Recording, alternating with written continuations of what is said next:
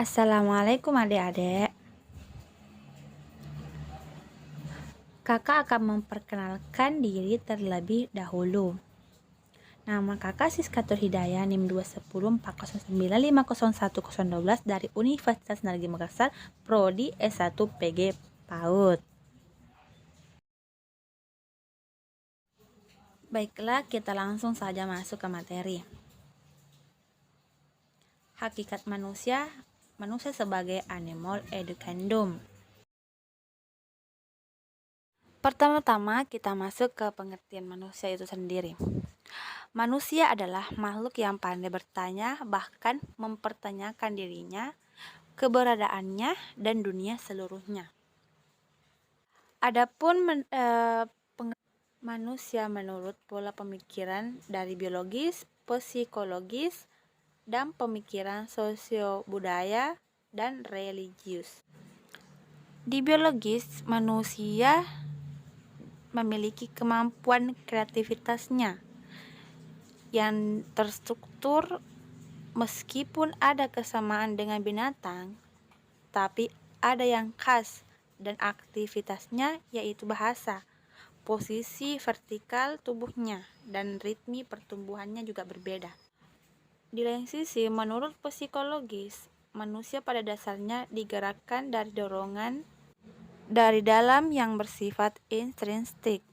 Menurut humanistik, manusia itu rasional, tersosialisasi, dan dapat menentukan nasibnya sendiri.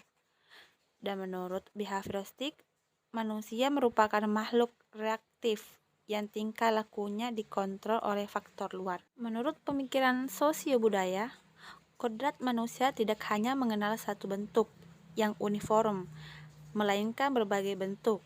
Dan menurut pemikiran religius, tipe manusia yang hidup dalam suatu alam yang sakral, penuh dengan nilai-nilai religius, dan dapat menikmati sakralitas yang ada. Dan adapun wujud sifat hakikat manusia yaitu kemampuan menyadari diri, kemampuan bereksistensi, kata hati, tanggung jawab, rasa kebebasan, kewajiban dan hak, kemampuan menghayati kebahagiaan.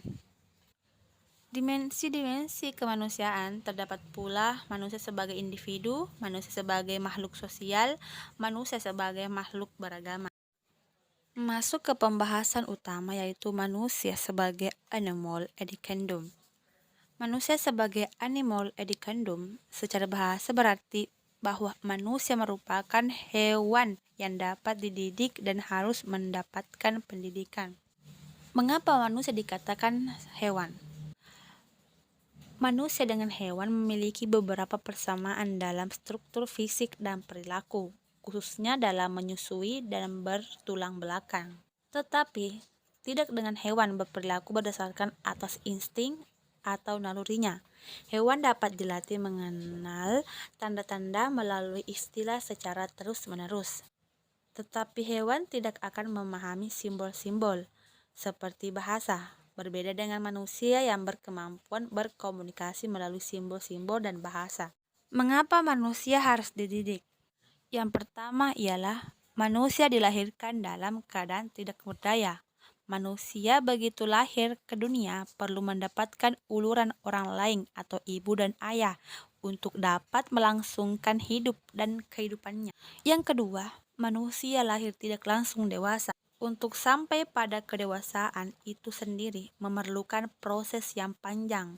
Manusia perlu dipersiapkan. Bekal tersebut dapat diperoleh dengan pendidikan. Yang ketiga ialah manusia hakikatnya adalah makhluk sosial. Ia hidup bersama dengan sesama.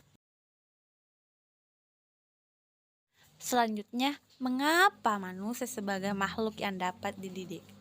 Pertanyaan itu dapat dijawab oleh Andri Zakaria. Ia berkata bahwa manusia mempunyai atau berupa dinamika yang dimana manusia tidak pernah berhenti, selalu dalam keaktifan, baik dalam aspek fisiologik maupun spiritualitas.